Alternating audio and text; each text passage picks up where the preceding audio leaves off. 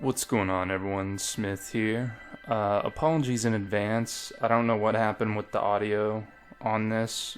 I think it might have had something to do with the wind, but my camera wasn't picking up any audio. And then when I got to my destination and I slowed down to a stop, the audio came back on towards the end of this.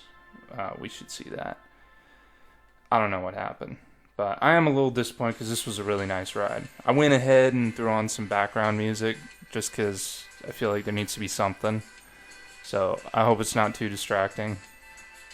But this was a really nice ride. And I'm going to be doing this one again very soon. It's up by Ellijay in North Georgia.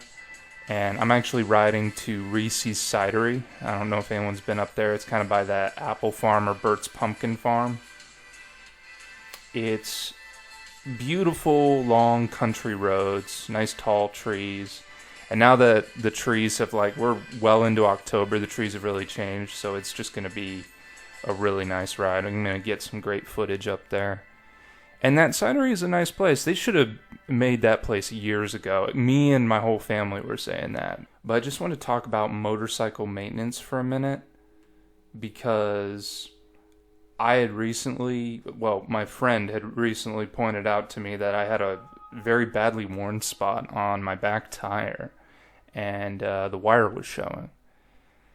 And I didn't know how serious that was until I started looking it up, and everyone was like, hey, do not ride at all until you get that tire replaced. So I got the tire replaced and everything, and I had taken my bike in to get an oil change around when I first got it, and I just took it to this one place. I didn't really shop around or try to go to any various mechanics. I just found a motorcycle shop and I went there, and I felt like they were overcharging me pretty bad, especially for an oil change, which I do all my oil changes myself now. I just wanted them to do that one, my first one, because I wasn't quite sure.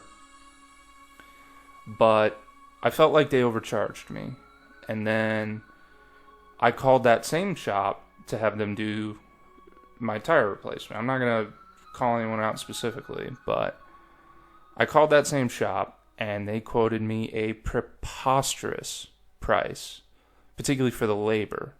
They're like, it's going to cost this much for the labor. And I'm like, for one gosh dang tire? You must be joking. And sure enough, I get a quote from multiple different shops, and I was able to get a much, much, much better price, substantially better, over or less than half of what the other place was trying to charge me. And it just goes to show you, and particularly with motorcycles, I think, if you take your bike in for any kind of work, even if it's an oil change or something, which, by the way, you should be doing your oil changes yourself unless you have some kind of complicated bike, but everything's down there. It's a fairly easy thing to do. And I've done 3 oil changes now. I did 1 on the Hawk, and I've done 2 on the Eliminator now. I just switched over to full synthetic, by the way, so hopefully I won't have to do another one for quite a while. But it was just surprising to me that they could charge that much and think they would just get away with it. And they probably do with a lot of people. And that's what made me want to make a video to kind of talking about it. It's if you have a motorcycle, don't be afraid to call around to shops. Because clearly these people think they can just get away with these silly prices. So please do your diligence, call around, and do things yourself. I do understand though, I am much more willing to work on the Hawk because that's a cheap bike. I'm much more willing to take that thing apart myself because heck, I put it together. I don't mind taking it apart, and I don't mind doing work on it because the parts are fairly cheap if I need to replace anything.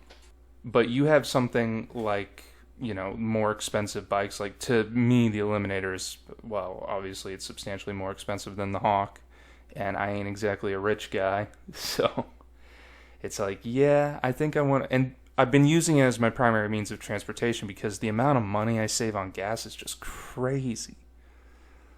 Like, it is really difficult for me to not ride. And I've been riding basically year round. And I'm going to try, I'm going to get some winter gear here pretty soon. And hopefully I'll be able to ride just the full year, just about.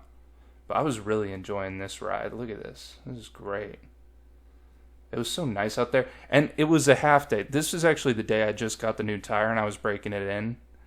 And I was like, you know what? I'm going to go for a scenic ride. And I'm going to stop at the cidery up in Ellijay. And they sell growlers there. So you can get a growler filled up and take it home. And that's what I did. And it was a nice little afternoon excursion. Well, I didn't want to make this video too long, just like a little friendly PSA video, because it really kind of aggravated me that, because I had never had that happen. To be fair, all the places I've taken the vehicles, like cars and whatnot, have been recommended to me by friends and family. So me getting a bad price isn't something that would typically happen. But all that said, you know. By the way, when I did do my oil change way back, they tried to give me a $50 upcharge for synthetic.